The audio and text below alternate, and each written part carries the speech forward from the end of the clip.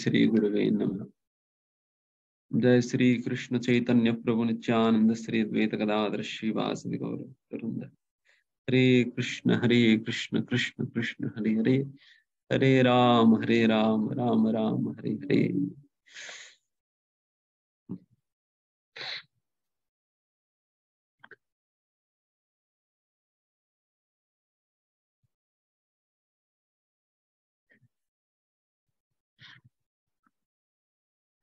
जैसा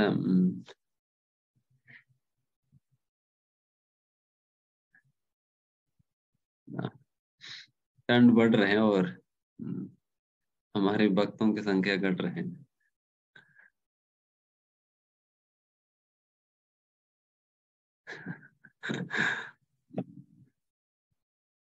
सुबह सुबह ठंड में उठ पाना मुश्किल पड़ता है।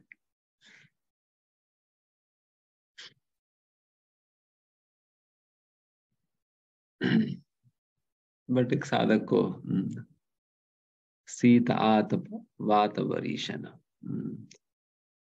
अगर शीतकाल भी हो या नहीं तो गर्मी का समय भी क्यों ना हो, व्यक्ति को अपने नियम से जो भी व्रत वो ले रखे हैं, सुबह उठने का, नाम जप करने का, शिव विग्रह पूजा करने का, उन परिस्थितियों से प्रभावित हुए बिना उन्हें कंटिन्यू करनी चाहिए। जिस प्रकार से शीत आतप वात बरिशन ये दिन जामिनी जागिरे, विफल सेविनु कृपा न दुर्जना। जिस प्रकार से हम चाहे शीताकाल हो, मतलब विंटर हो, चाहे समर हो, जब नौकरी में जाने की बात आता है तो हम जाते ही है ना। तो उसमें तो कभी कोई कमी तो नहीं होगा। नहीं, अगर विंटर आ गया तो फिर हम जॉब छोड़ देंगे, घर पे बैठे रहेंगे, कोई बात नहीं, सैलरी जाने दो, ऐसा तो नहीं होता है। तब भी हम जाते ही है। चाहे अक्सर यही उदाहरण दिया जाता है कि जैसा गर्मी के समय में किचन में जाकर काम करना मतलब मुश्किल पड़ता है, क्योंकि बहुत गर्म होता है। बट फिर भी गर्मी का मौसम भी क्यों ना हो, माताएं तो किचन में जाकर अपना काम करेगी ही। तो इस प्रकार से जो भी काल हो, साधक को अपने भजन साधन उन्हें लगातार करते रहना चाहिए। उस नियमों में कोई भी कॉम्प्रोमाइज नहीं होनी चाहिए। हालांकि नियमों में कॉम्प्रोमाइज हुए बिना तो हम विफल से विनु कृपन दुर्जन, दुर कृपन कृपन मतलब कंजूस लोग है या नैरो माइंडेड लोग है। ब्राह्मण मतलब ब्रॉड माइंडेड है या विकसित चेतना वाले। ब्राह्मण संकुचित चेतना और विकसित चेतना वाले। संकुचित चेतना मतलब कृपना, विकसित चेतना मतलब ब्राह्मणा। जिस प्रकार से हम अपने कंपनी के मालिक की सेवा करते हैं, कृपा न दुर्जन, उन्हीं को कहा जा रहा है कृपा न दुर्जन करके। आपकी बॉस को, उनकी सेवा तो हम करते ही जा रहे हैं। जब उनकी सेवा करने में कोई कमी नहीं करते हैं, देन भगवान की सेवा में क्यों कमी छोड़े। वहां पर कोई कॉम्प्रोमाइज नहीं है, लेकिन उसी प्रकार से यहाँ पर भी हम किसी प्रकार की कॉम्प्रोमाइज नहीं करनी चाहिए।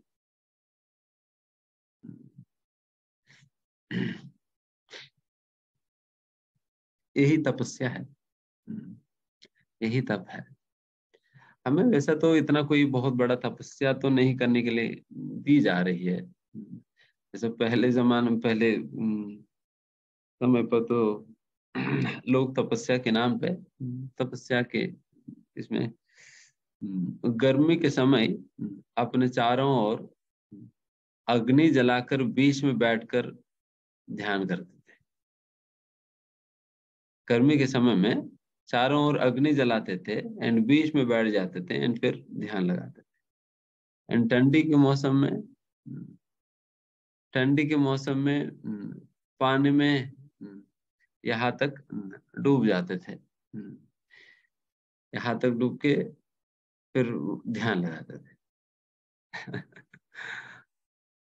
तो उस प्रकार से तो नहीं कहा जा रहे, आप लोग भी उसी प्रकार से अभी नदी में जाइए और डुबकी लगाइए और डुबकी लगाते लगाते आप जप करो।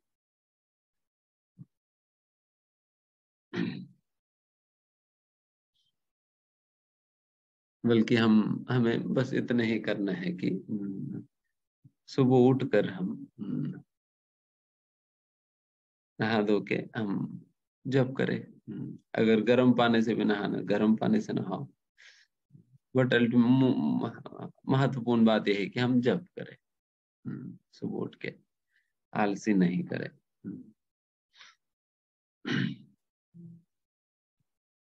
बिकॉज ये सारे आगमा पायनो अनित्यास है, ये आते जाते रहेगी।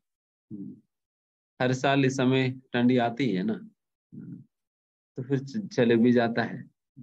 आएगी चले जाएगी, आएगी चले जाएगी, खत्म हो जाएगी, बस कुछ ही दिन की बात है। बट उन कुछ दिनों के लिए अगर हम सह ले, देन फिर ये समय निकल जाएगी, फिर दोबारा अच्छा मौसम आ जाएगी। तो उस प्रकार से हम सहकर, सहने का मतलब ये नहीं कि सहकर हम लेटे रह गया, प्रभु जी हम बेड पे लेटे लेटे सह रहे हैं, तो ये नहीं होता है सहना। सहने का मतलब ये है कि हम सहकर हम अपना जो नियमित कार्य है वो हम करते जाना चाहिए। सुबह सुबह उठना और नहाना और मंगल आरती करना, जप करना, मंदिर आना, क्लासेस अटेंड करना, ये सारे चीज चलते रहना चाहिए। इसी से ही जब इस प्रकार की परिस्थितियों में भी जब अनुकूल परिस्थितियां नहीं है, फिर भी जब व्यक्ति अपने नियमों को बनाकर रखता है, देन उससे उनके संकल्प शक्ति बढ़ जाता है, उनकी डिटर्मिनेशन बहुत स्ट्रांग हो जाता है। ऐसा तब स्वीकार करता है व्यक्ति, देन फिर उनकी डिटर्मिनेशन स्ट्रांग हो जाता है। देन फिर जब डिटर्मिनेशन स्ट्रांग हो जाता है, देन अभी तो फिजिकली प्रतिकूल परिस्थिति है, बट आगे जाकर हो सकता है कि मेंटली प्रतिकूल परिस्थिति अभी आ जाए, देन उन परिस्थितियों को भी सहते हुए आप अपने भक्ति को चालू रख पाएंगे। अगर ऐसा फिजिकल इनकन्वीनियंसेस के बीच में अगर हम अपना नियमों को चालू रखें, देन फिर आगे जाकर मेंटली भी हम स्ट्रांग हो जाएंगे। मेंटल लेवल पर भी अगर किसी भी प्रकार की इनकन्वीनियंसेस या प्रतिकूल परिस्थितियां मिल भी जाए, फिर भी व्यक्ति अपना नियमों को चालू रख सकता है ना। उस प्रकार से हमें अभ्यास करनी चाहिए, इसलिए सारा अभ्यास का ही बात है। जैसा आप अभ्यास करोगे, जिस प्रकार की प्रशिक्षण आप अपना शरीर को, अपने मन को दोगे, उसी प्रकार का ही व्यक्तित्व आप बनने वाले हो। इसलिए हम अभी से अपने आप को उस प्रकार की प्रशिक्षण दे, उस प्रकार की ट्रेनिंग दे, जिससे हम बिल्कुल एक मजबूत व्यक्ति बने, चाहे जो जो कि हर परिस्थिति में फिजिकली या मेंटली प्रतिकूल परिस्थितियों में भी व्यक्ति अपना सारा नियमों को चालू रख पाएगा। उस प्रकार से हमें करनी चाहिए, है ना।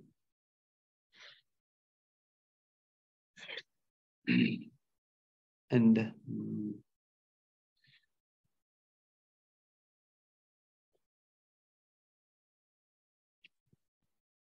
कई लोग हैं, मतलब कुछ लोग ऐसे भी है कि जो इतना ठंड में भी ठंडा पानी से नहाते हैं, ठंडा पानी से नहाते हैं, बट हम ठंडा पानी से नहाने की कोई जरूरत नहीं है, अगर नहीं भी नहा पाए तो गर्म पानी से भी नहा लो। बट जप करना इम्पोर्टेंट है, जप करना महत्वपूर्ण है ना। और आज एक और विशेष दिन है, आज श्रील जीव गोस्वामी का तिरोभाव दिवस है। हम्म, जीव गोस्वामी का तिरोभाव मतलब अप्रकट की दिवस है आज। आचार्यों का प्रकट या अप्रकट दोनों ही दिवस मनाया जाता है। जिस दिन वो लोग इस धरातल पर प्रकट हुए हैं और जिस दिन वो अपना लीलाएं समाप्त करके भगवतधाम वापस लौटे हैं, दोनों ही दिन हमारे लिए उत्सव का ही दिन है। क्योंकि जब कोई आचार्य अप्रकट भी होते हैं, जब वो अपनी जीवन की परम लक्ष्य को सिद्ध करते हैं और भगवान को प्राप्त करते हैं, ये तो बहुत ही हर्षणीय विषय है। बहुत ही हर्षणीय विषय है। तो इसलिए हम उस दिन भी एक उत्सव के रूप में हम मनाते हैं। हालांकि उनकी संगति खोने का एक दुख भी है, और वे भगवान की संगति प्राप्त कर लिया करके एक आनंद भी है।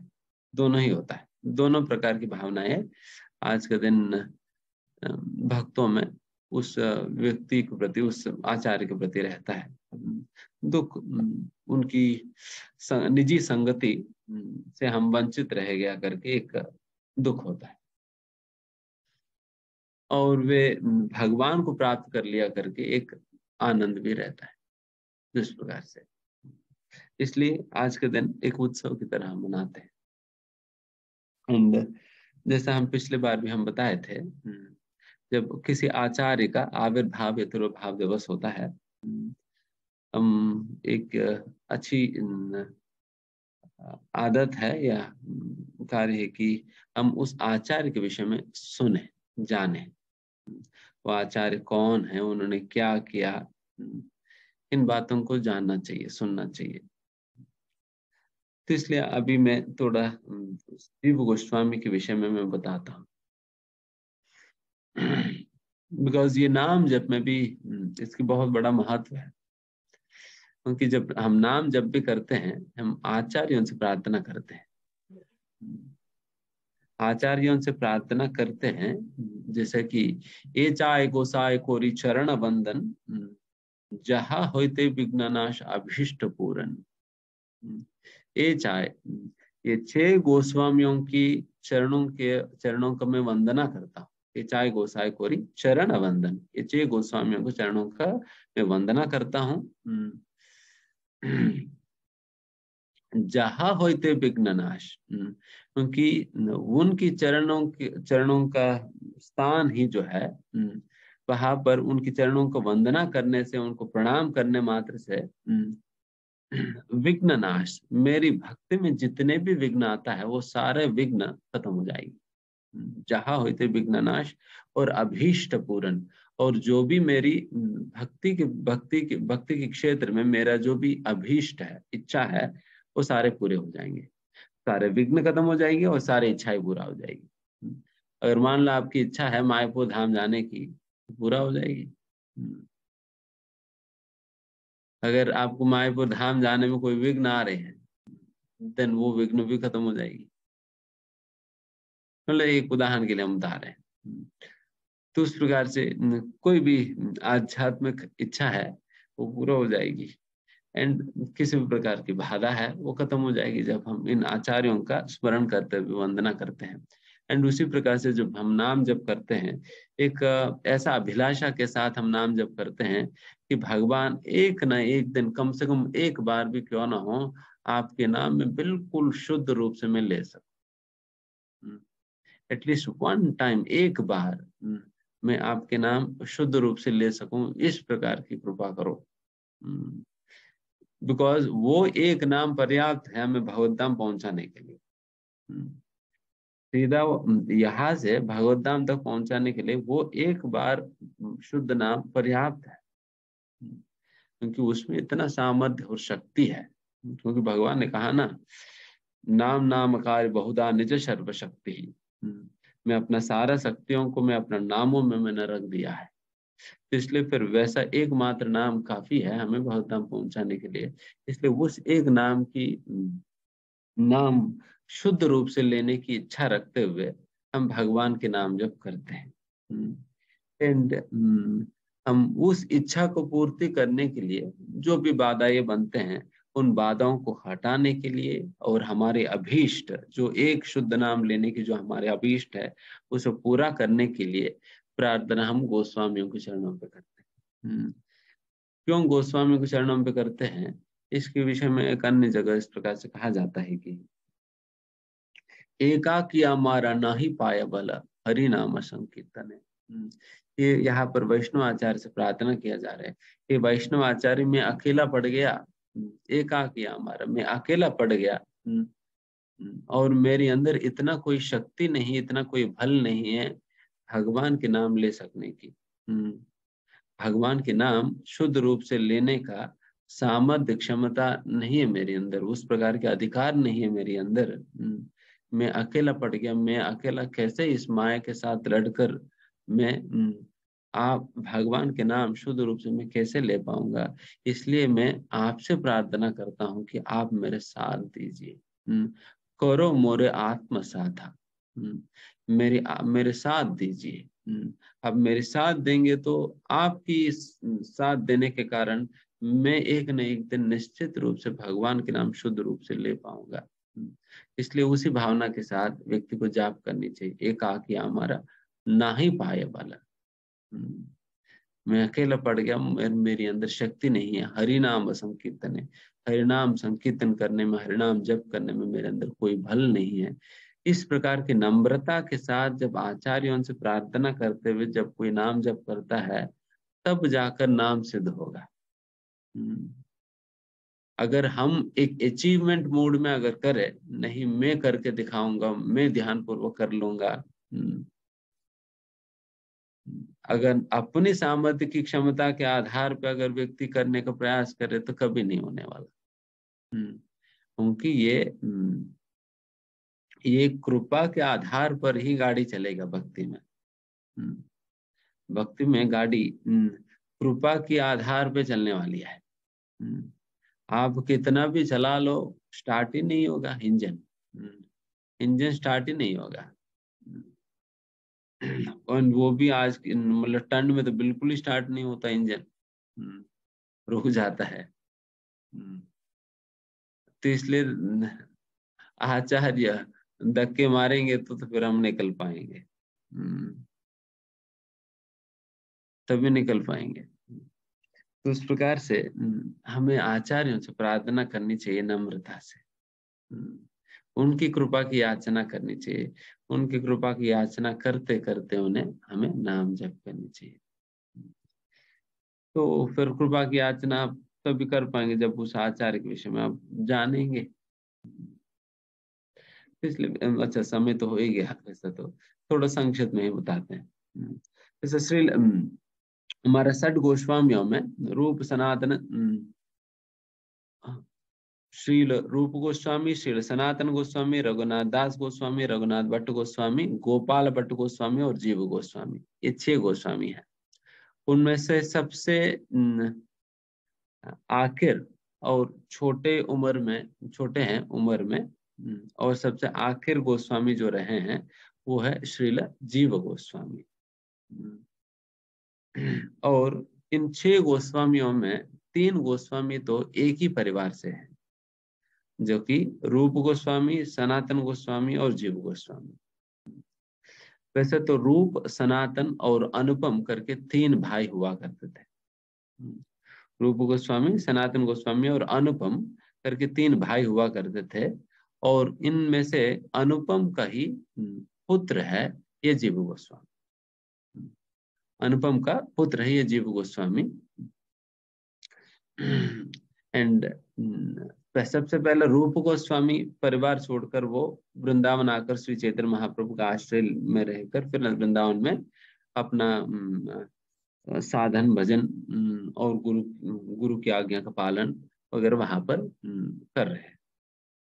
एंड अपने फिर उसके बाद सनातन गोस्वामी छोड़कर निकल जाते हैं, और फिर फाइनली बहुत ही छोटे उम्र में ही श्रील जीव गोस्वामी फाइनली निकलते हैं। और वैसे तो वैसे तो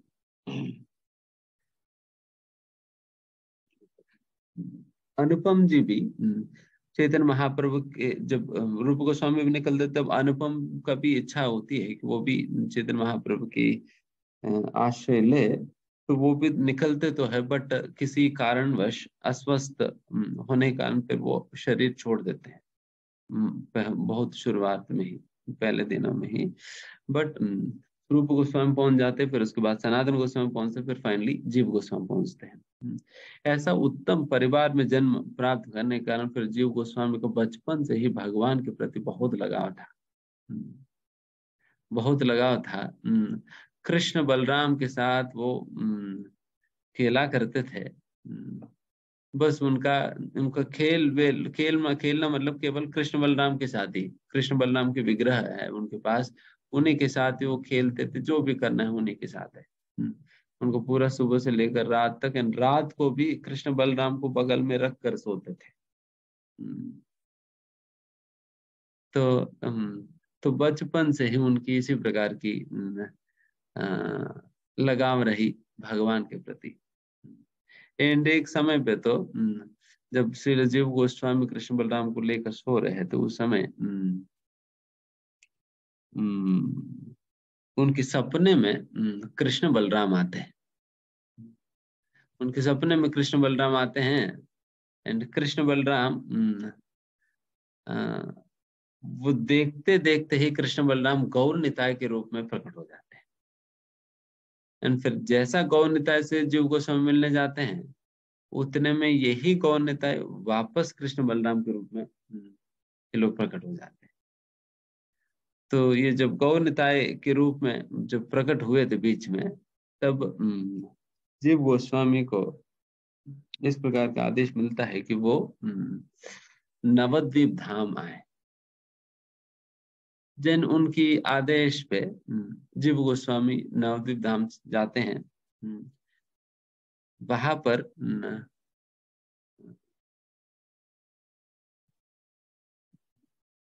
पर जीव गोस्वामी को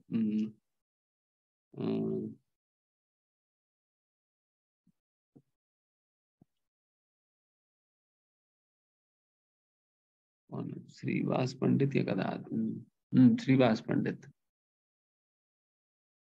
जो है, उन्हें पूरा नवद्वीप धाम के अंतर्गत जहां जहां पर चैतन्य महाप्रभु ने अलग अलग प्रकार के लीलाएं संपन्न की हैं, उन सारा लीला स्थलियों का दर्शन जीव गोस्वामी को कराया जाता है।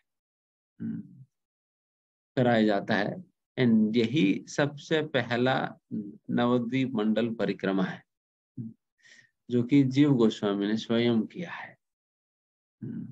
एंड शायद श्रीवास पंडित ने उन्हें गाइड किया, कहाँ पर लीलाएं चैतन्य महाप्रभु ने संपन्न किया। फिर उसके उपरांत फिर जीव गोस्वामी को कहा जाता है वे वृंदावन जाकर रूप सनातन गोस्वामियों का आश्रय ले।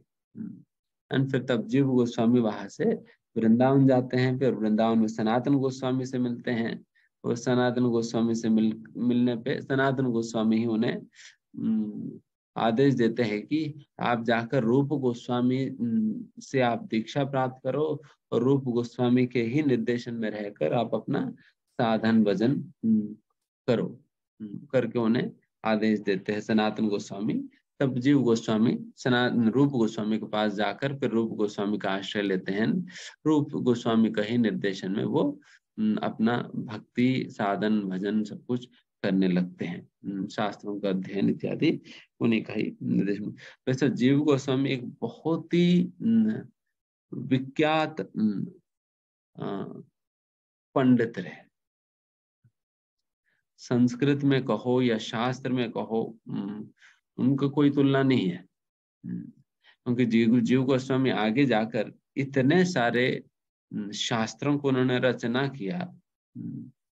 ऐसा कहा जाता है कि जितने सारे श्लोकों का रचना, संस्कृत श्लोकों का रचना व्यासदेव ने किया है, उससे हल्का सा ज्यादा ही मात्रा में जीव गोस्वामी ने किया। व्यासदेव से भी ज्यादा मात्रा में जीव गोस्वामी ने किया। उतने सारे शास्त्रों का जीव गोस्वामी ने रचना किया है, षड संदर्भों के रूप में, और कई कई प्रकार के शास्त्र उन्होंने लिखा है। ऐसा महान महान पंडित रहे हैं इसलिए जीव गोस्वामी। एंड जीव गोस्वामी बट पंडित रहने के साथ साथ बहुत ही नम्र व्यक्ति रहे, बहुत ही नम्र व्यक्ति रहे, पूर्ण रूप से गुरु के प्रति समर्पित है। एक छोटी सी घटना हम सुनाएंगे। एक बार एक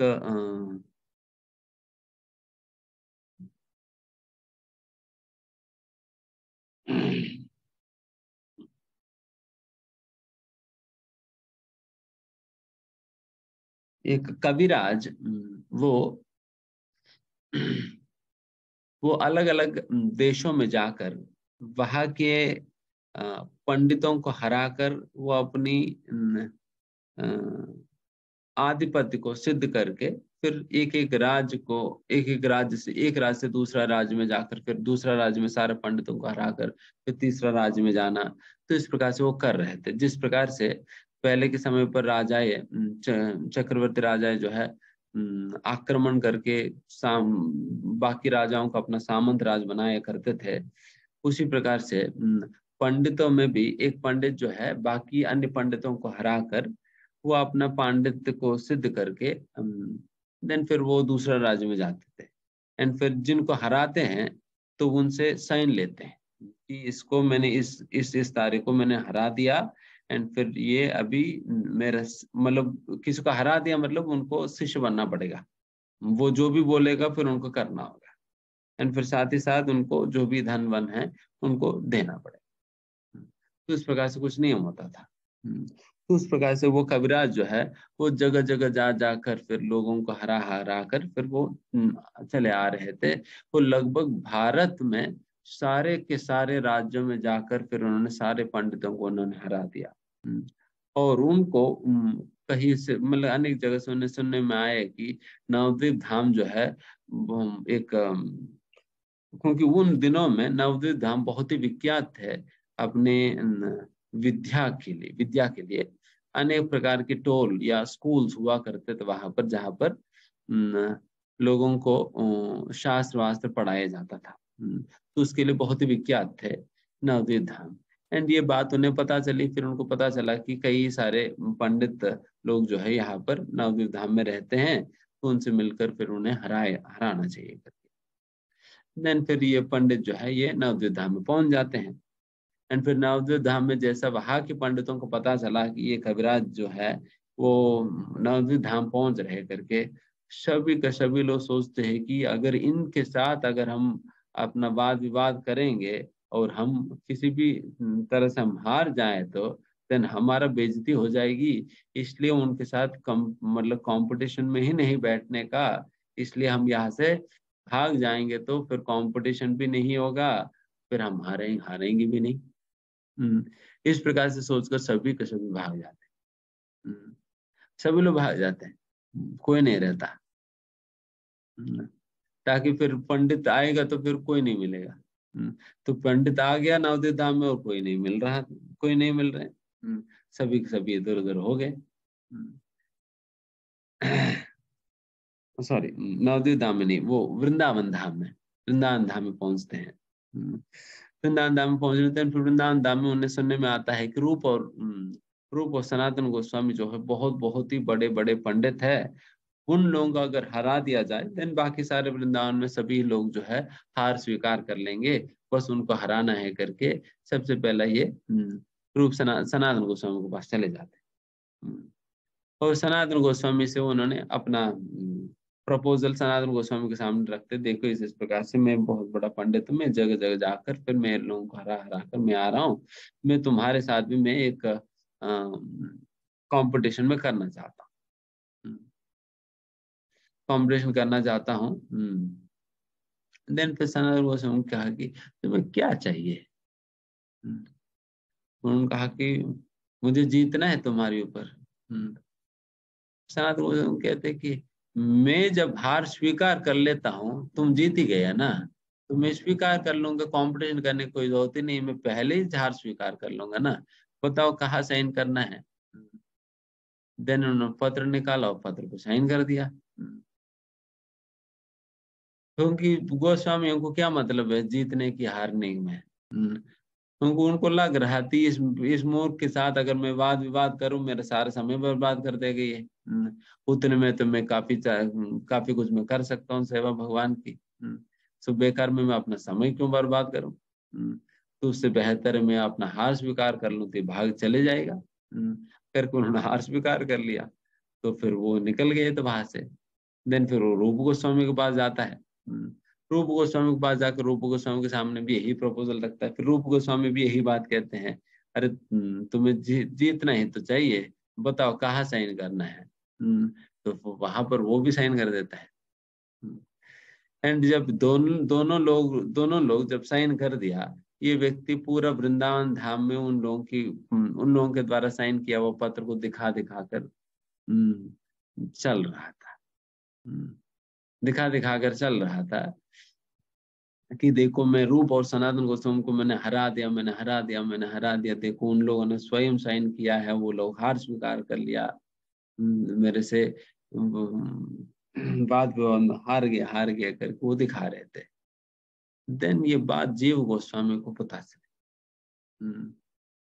जीव गोस्वामी को पता चला कि ये अपने गुरुजनों को हरा दिया करके ये बोल बोल कर घूम रहा है। देन उनको गुस्सा आता है। अरे मेरे गुरुजनों को ये मूर्ख कैसे हरा सकता है। सबसे पहले मुझे हरा कर तो दिखा दो। उसके बाद देखे, उसके बाद मैं मानता हूं कि आपने मेरे गुरु का आपने हरा दिया करके। करके जीव गोस्वामी उनको चैलेंज देते हैं। जीव गोस्वामी चैलेंज देते हैं। देन फिर वो सोचते हैं कि ये छोटा सा बालक है, इनके साथ मैं क्या बात विवाद करूं। बट फिर भी जीव गोस्वामी चैलेंज करते हैं, नहीं तो हरा कर तो दिखाओ मुझे। देन जीव गोस्वामी और उनकी कंपटीशन होता है। देन उसमें जीव गोस्वामी बहुत ही बुरे तरीके से उन्हें हरा देते हैं। उनकी ऐसा बेइज्जती हो जाता है सभी लोगों के सामने। देन फिर वो सिर लटका कर वो चले जाता है। सिर लटका कर चले गया। जीव गोस्वामी ने इस प्रकार की वाद विवाद तो वैसा तो नहीं करेंगे, बट केवल और केवल अपना गुरु के सम्मान की रक्षा करने के लिए उनको इस प्रकार से करना पड़ा था। बट जब ये बात रूप गोस्वामी को पता चला कि जीव गोस्वामी ने इस कविराज के साथ उन्होंने वाद विवाद किया और इस वाद विवाद के अंतर्गत उनको हराया करके, देन रूप गोस्वामी नाराज हो जाते हैं। रूप गोस्वामी बुलाते जीव गोस्वामी को, तुमने क्यों इस प्रकार की वाद विवाद इत्यादियों में तुम क्यों पढ़ रहे हो। क्या वृंदावन धाम इसलिए आते हो, अपने पांडित्य दिखाने के लिए है क्या वृंदावन। वृंदावन तुम्हें पांडित्य दिखाने के लिए नहीं है। वृंदावन धाम केवल और केवल राधा कृष्ण की सेवा करने के लिए है। जो व्यक्ति नम्र है वही व्यक्ति इस धाम में रह सकता है। तुम्हारे जैसे लोग तुम्हें इस प्रकार से नहीं करना चाहिए था करके फिर वो नाराज होते रूप गोस्वामी। एंड तुम जैसे लोगों को फिर वृंदावन धाम में रहने की कोई अनुमति नहीं है करके जब इस प्रकार से कह देते हैं, देन जीव गोस्वामी फिर एक बात भी ऐसा नहीं बोलते कि महाराज मैं आपके लिए तो मैंने लड़ा, मैं अपने अपने अपने पांडित्य को सिद्ध करने के लिए मैंने लड़ा नहीं, बल्कि आपके लिए ही, आपका अभिमान को, आपके सम्मान को रखने के लिए मैंने लड़ा, आपके लिए लड़ा करके उन्होंने कभी कहा नहीं। केवल वो जो भी रूप गोस्वामी ने कहा है उस गलती को अपने ऊपर लेकर वो बिल्कुल पश्चाताप करते हुए, मेरे ही गलती और मुझे ऐसा नहीं करनी चाहिए करके पश्चाताप करते हुए गुरु की बातों, गुरु के वचनों को स्वीकार करके वृंदावन धाम से चले जाते। जाकर पश्चाताप में जीव गोस्वामी वो खान पान सब कुछ छोड़ देते हैं, केवल दिन रात भगवान के नाम जप करने में ही लगे रहते थे, लगे रहते थे। तो उस प्रकार से एक समय पर जब सनातन गोस्वामी मथुरा गए थे मधुकरी करने, क्योंकि वृंदावन छोड़कर मथुरा में चले गए, जब मथुरा गए थे फिर मथुरा में किसी घर पे जब भिक्षा मांग रहे थे, देन 2 बार सनातन गोस्वामी ने उस घर वाले को बुला लिया था। उतने में उस घर वाले ने कहा कि अरे कहाँ से आ गए बाबा, तो ये रुक ही नहीं रहा है, हमारे बाबा तो कभी मांगते तक भी नहीं है, वो अच्छे बाबा है करके फिर कहने लगे। फिर सनातन गोस्वामी को बहुत आश्चर्य, ये कौन सी बाबा आ गया जो कि बिल्कुल मांगते तक भी नहीं है, हमेशा भजन में लगे रहते, दिन रात भजन ही कर रहा है, कौन है ऐसा व्यक्ति। देन फिर ये लोग जो है दिखाते हैं कौन है करके, देन दिखाने पे देन फिर सनातन गोस्वामी देखते ही उनका आंखों जो पानी निकलने लगते हैं, उनकी जीव गोस्वामी की हालत देखकर। बिल्कुल खान पान छोड़ दिया ना, पूरा दिन रात भजन में ही लगे रहे, तो फिर पूरा का पूरा शरीर शिथिल हो गया था, सारा मांस सारा गल गया, कुछ हड्डी तक ही बची है। तो उस परिस्थिति में जीव गोस्वामी को उनकी स्थिति देखकर फिर रूप सनातन गोस्वामी तो विह्वल हो गए थे, फिर रोने लग गया एंड फिर उन्हें आलिंगन किया। फिर उनसे फिर जब पता चला कि क्या क्या समस्या रही है, देन फिर सनातन गोस्वामी रूप गोस्वामी के पास जाते हैं। रूप गोस्वामी के पास जाकर रूप गोस्वामी से कहते हैं कि हे रूप, आपको जीवों के प्रति दया करनी चाहिए, जीव की प्रति तुम्हें दया रखनी चाहिए करके सनातन गोस्वामी रूप गोस्वामी को आदेश देते हैं। तब रूप गोस्वामी समझ लेते हैं कि जीव गोस्वामी की क्या स्थिति रही है। फिर जीव गोस्वामी को पुनः वो वृंदावन धाम में स्वागत करके वो अपने शिष्य के रूप में पुनः स्वीकार। एंड तब तक भी कभी भी रिटेलिएट किया ही नहीं, अपने आप को डिफेंड करने का प्रयास भी नहीं किया जीव गोस्वामी।